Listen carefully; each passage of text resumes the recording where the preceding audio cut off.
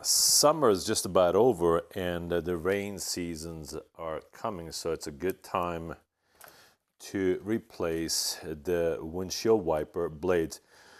End of summer, beginning of fall is when I usually do it, and the wife likes to buy this particular brand she picks them up at Costco.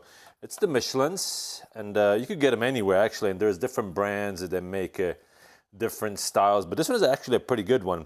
I like to replace them once a year, and for this 2007 Toyota Solara, and I believe the Camry is the same, the passenger side gets a 19-inch or a 47.5 centimeters, and the driver's side gets a 24-inch, which is 60 centimeters. The replacement is pretty easy. You can pop this out because it's the old one, and this one just should pop right out. Here, that's like that, just like so. And the new one already comes with the setup. And of course, depending on the kind of car you have, they come with different adapters based on what kind of car you drive. And then all you do is just hold on.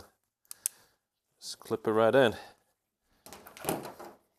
Should just clip right in, like so. Here it is. And this one goes in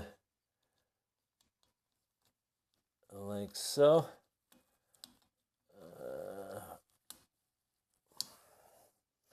Sometimes, guys, all